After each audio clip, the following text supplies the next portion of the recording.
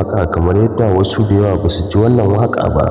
To a halin yanzu mai sauraro idan ya kasance kai ɗan ƙasar jamhuriyar Nijar ne, to tabbas yana da kyau ka tsaya ka saurari wannan bidiyo tun daga farko har ƙarshe domin ka ji yadda wannan waƙa ta kasance ta Ado Gwanja wacce wa shugaban ƙasar Nijar Abdurrahman Chani.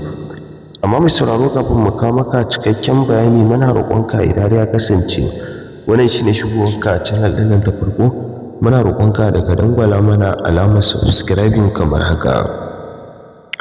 Sannan kada ka manta ka danna mana alamar ƙararrawar sanarwa domin ta haka ne za ka dinga samun labaranmu kai tsaye da zarar mun ɗora. Mun gode sosai da kasancewa da mu da kai a wannan tasha tamu mai albarka. Sannan mai sauraro kada ka manta ka dangwala wa bidiyon mu alamar like. Mun gode. Kamar yadda aka sani mai sauraro a halin yanzu mutane da yawa suna ta maganganu akan yadda suke gani wannan al'amari ya kasance a halin yanzu da yadda waƙar Ado Gwanja take ta yawo a kafofin sada zumunta ake bayyana cewa shine wa shugaban ƙasar jamhuriyar Nijar wato kuma Abdurrahman Chani.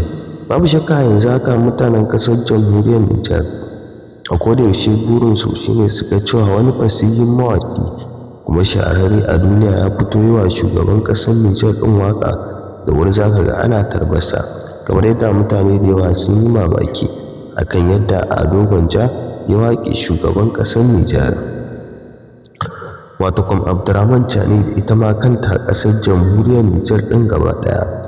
Duk wasu 'yan Najeriya a halin yanzu suna fatan cewa a yanzu haka idan har an ci gaba da hawa wannan waƙa to ya kamata a ce a samu sulhu tsakanin Nijar ɗin da Najeriya, wanda muna fatan Allah ya sa a daidaita, wanda wasu da yawa suna ganin cewa babu ranar da za a daidaita wannan rigimar da take faruwa a halin yanzu a tsakanin Nijar da Najeriya. Sai dai kuma yanzu haka mai sauraro waƙar da take yawo a kafofin sada zumunta ana bayyana cewa shugaban ƙasar Nijar ya ji daɗin waƙar da Ado Gwanja ne.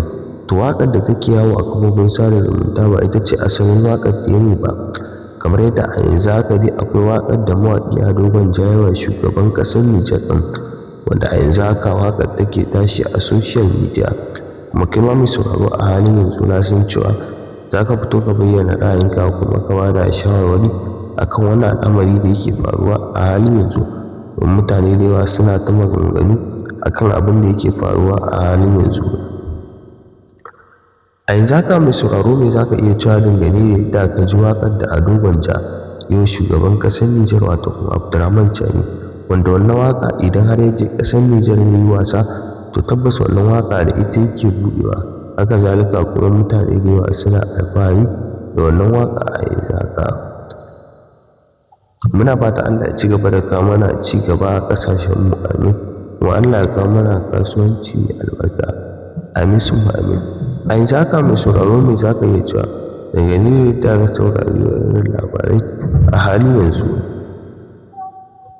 Muna rasa muku idan har baka danna mana subscribing ba, ka daure ka danna mana subscribing kamar haka.